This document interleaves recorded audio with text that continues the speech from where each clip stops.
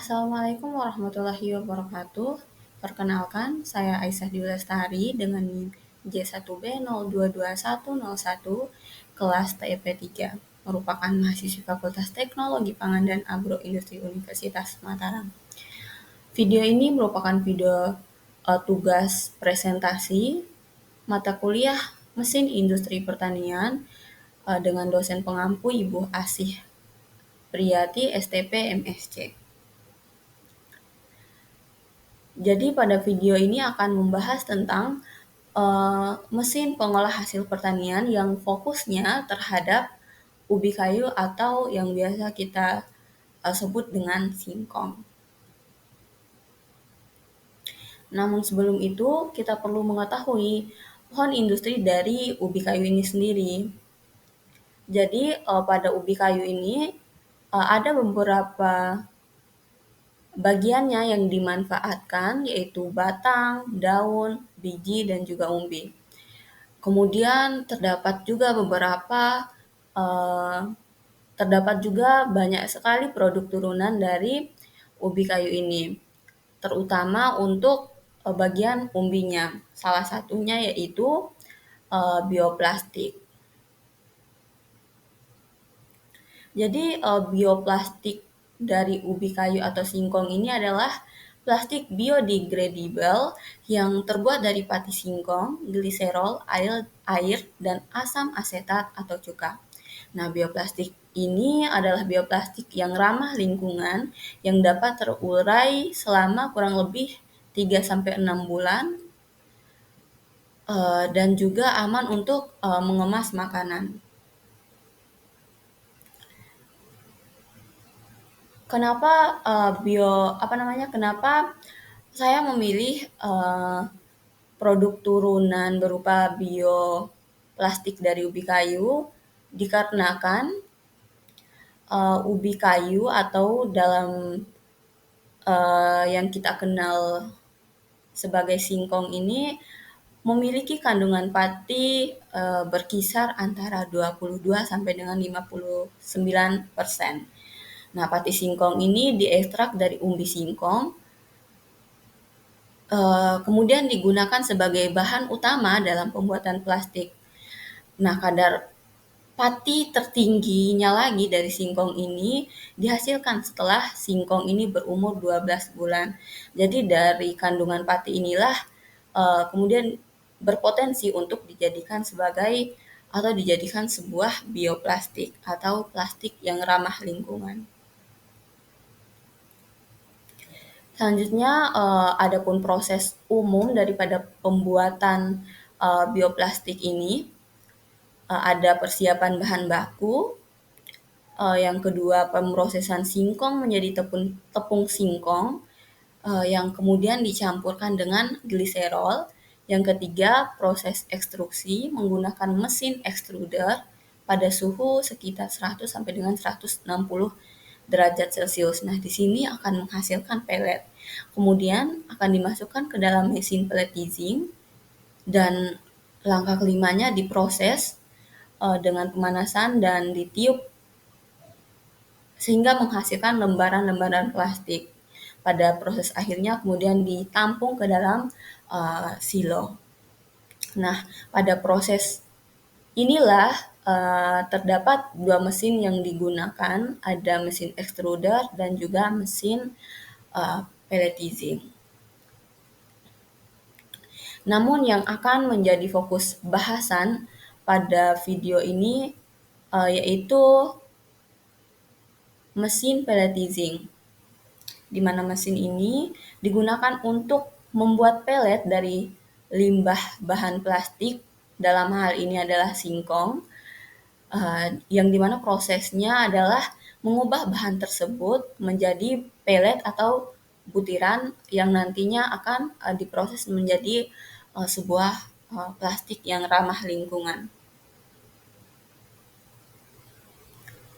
Nah, adapun komponen-komponen dari mesin pelletizing ini merupakan komponen umum daripada mesin pelletizing dikarenakan setiap jenis dari mesin ini mempunyai komponen-komponen yang berbeda ada mungkin penambahan komponen dari setiap dari setiap klasifikasinya. Namun untuk secara umumnya, mesin pelletizing terdiri dari screw feeder, hopper, extruder screw, die heat, water tank, air knife, pelletizer, cooling system, dan juga storage silo, di mana masing-masing komponen ini memiliki atau menjalankan fungsinya masing-masing. Yang pertama itu hopper atau tangki pemasukan. Nah, hopper ini berfungsi sebagai tempat untuk kita memasukkan bahan baku, yang dalam hal ini adalah pati singkong. Kemudian selanjutnya komponen yang kedua ada feeder atau pengumpan, yaitu untuk mengalirkan bahan baku ke dalam extruder. Komponen ketiga yaitu extruder, yaitu bagian utama dari mesin pelletizing. Komponen keempat ada die heat atau kepala cetakan. Nah, ini digunakan untuk membentuk singkong tadi menjadi untayan panjang atau bentuk yang sesuai dengan keinginan atau spesifikasi yang kita inginkan. Kemudian komponen yang kelima ada water tank atau tangki pendingin. Nah, di water tank ini berisi air yang digunakan untuk mendinginkan untayan plastik secara cepat. Kemudian komponen selanjutnya ada pisau udara atau air knife. Ini digunakan untuk menghilangkan sisa-sisa air yang ada pada untayan plastik. Kemudian komponen selanjutnya ada cooling system atau sistem pendinginan yang digunakan untuk mengeringkan atau mendinginkan pelet yang baru diproduksi agar tidak terlalu panas atau supaya pelet tersebut suhunya stabil. Kemudian komponen selanjutnya ada pelletizer atau pemotong, yaitu untuk memotong untayan plastik itu menjadi pelet-pelet kecil. Kemudian komponen yang terakhir yaitu storage silo atau silo penyimpanan yang digunakan untuk menyimpan pelet yang sudah jadi sebelumnya. Sebelum dilakukan atau diluncurkan ke tahapan pencetakan plastik. Nah, dari komponen-komponen tadi, kemudian kita harus mengetahui bagaimana mekanisme kerja dari mesin pelletizing ini. Dapat dilihat pada gambar bahwa yang dari awalnya singkong atau ubi kayu ini utuh, kemudian dimanfaatkan bagian umbinya, diambil pati singkongnya, kemudian diproses ke dalam mesin pelletizing sehingga bisa menghasilkan sebuah plastik yang ramah lingkungan yang dapat terurai. Nah, untuk rincian mekanisme kerjanya sendiri dapat dilihat pada slide ini, di mana proses yang pertama di situ plastik dari singkong itu disiapkan, kemudian dimasukkan ke dalam hopper. Langkah kedua, dilakukan pengumpanan bahan baku. Yang ketiga atau langkah ketiga yaitu dicampurkan dan dilelehkan bahan baku tersebut ke dalam extruder screw.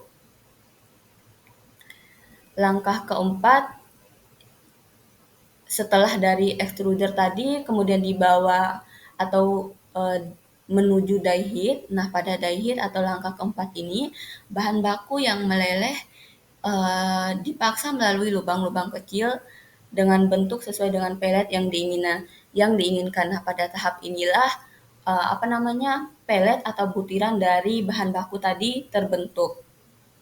Nah, langkah kelima setelah melewati die heat, pelet yang baru terbentuk tadi direndam ke dalam air, ke dalam tangki tangki pendinginan untuk mendinginkan dan mengeraskan pelet sehingga pelet tersebut dapat dipertahankan bentuknya. Nah, tahapan selanjutnya atau langkah keenam, selanjutnya itu dimasukkanlah ke dalam mesin pelletizer. Nah, di sini pelet dipotong menjadi ukuran yang diinginkan menggunakan pisau-pisau yang berputar dengan kecepatan tinggi. Nah, setelah dimasukkan ke dalam pelletizer, kemudian pellet-pellet yang sudah terbentuk tersebut dikumpulkan dan disimpan ke dalam storage silo. Nah, apabila masih ada bahan baku yang belum terproses, maka langkah 1 hingga langkah 7 dapat diulangi. Kurang lebih seperti itu gambaran umum dari mekanisme kerja mesin pelletizing, meliputi ada 8 tahapan. Nah, selanjutnya kita perlu mengetahui aspek teknis dari mesin pelletizing ini. Nah, salah satunya yaitu spesifikasi mesin pelletizing yang meliputi kapasitas mesin, diameter skrup extruder, kecepatan putaran skrup, jenis bahan, sistem pendinginan, sistem kontrol, dan juga daya listrik. Nah, untuk spesifikasi dari mesin ini sendiri perlu diingat bahwa setiap uh, klasifikasi mesin itu berbeda-beda spesifikasinya. Untuk itu dapat dikelompokkan klasifikasi dari mesin pelletizing ini menjadi 2, yaitu berdasarkan metode pendinginan dan juga berdasarkan kapasitasnya. Mesin pelletizing yang berdasarkan metode pendinginannya dibagi lagi menjadi 2, yaitu mesin pelletizing tipe strand dan juga mesin pelletizing tipe bawah air. Untuk spesifikasinya sendiri, saya rasa cukup jelas, bisa dilihat pada tabel. Nah, di sini bisa disimpulkan bahwa mesin pelletizing tipe bawah air untuk penghasilan dari plastiknya lebih besar jika dibandingkan dengan mesin pelletizing tipe strand. Karena penghasilan outputnya lebih besar, maka mesin pelletizing tipe bawah air ini memakan daya listrik yang lebih tinggi dari mesin pelletizing tipe strand. Kemudian selanjutnya itu mesin pelletizing berdasarkan kapasitasnya. Di sini dibagi menjadi 3, yaitu skala besar, skala menengah, dan juga skala kecil. Dengan spesifikasi rinciannya dapat dilihat juga pada tabel. Jelas bahwa skala yang lebih besar otomatis akan menghasilkan output yang lebih banyak dan juga penggunaan daya listrik yang lebih tinggi dibandingkan dengan skala menengah dan juga skala kecil. Nah, untuk jenis bahan daripada mesin pelletizing yang sudah disebutkan tadi, mulai dari mesin pelletizing tipe strand, mesin pelletizing tipe bawah air, mesin pelletizing skala besar, menengah, dan juga kecil, untuk jenis bahannya sendiri dapat digunakan berbagai jenis bahan. Nah, untuk sistem pendinginannya rata-rata itu ada yang menggunakan air dan juga udara, dan ada juga yang menggunakan air saja. Nah, untuk sistem kontrolnya ada yang menggunakan sistem kontrol manual dan otomatis, dan juga ada yang menggunakan sistem kontrol otomatis saja atau manual saja.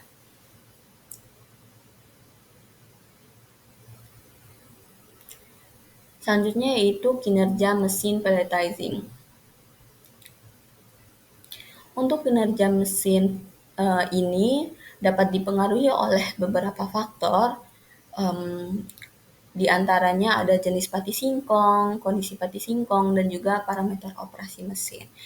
Nah, untuk jenis pati dan juga kondisi pati singkong, di sini jika kadar pati dari singkong itu tinggi, maka akan dapat menghasilkan sebuah pellet yang baik dan juga elastis.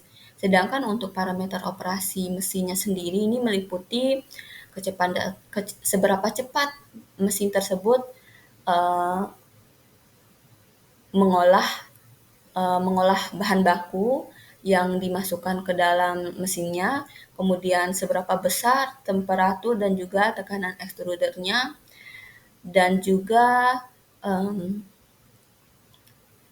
hal-hal lainnya yang dapat mempengaruhi kualitas pellet plastik yang dihasilkan. Sehingga dengan demikian perlu dioptimalkan, perlu dioptimumkan operasi dari mesin ini untuk dapat menghasilkan pelet plastik dengan kualitas yang baik. Dari kinerja mesin ini bisa kita ketahui, bisa kita ukur dengan beberapa parameter pengukuran. Di antaranya ada kapasitas produksi, yaitu jumlah pelet plastik yang dapat diproduksi oleh mesin dalam waktu tertentu. Ini dinyatakan dalam kilogram per jam. Kemudian yang kedua, diameter pelet, yaitu diameter rata-rata pelet plastik yang dihasilkan oleh mesin. Yang ketiga, kekuatan tarik pelet, yaitu kekuatan untuk menarik pelet plastik hingga putus. Ini berkaitan dengan keelastisitasan dari plastik tersebut. Kemudian yang terakhir yaitu elongasi pelet, yaitu presentasi perpanjangan pelet plastik sebelum dia mengalami putus. Nah, untuk kinerja mesin pelletizing ini juga perlu kita ingat kembali bahwa untuk setiap klasifikasi maupun jenis dari mesin pelletizing itu sendiri dapat berbeda-beda kinerjanya, namun diharapkan paparan ini dapat dijadikan acuan umum untuk mengetahui seberapa kinerja dari mesin pelletizing ini.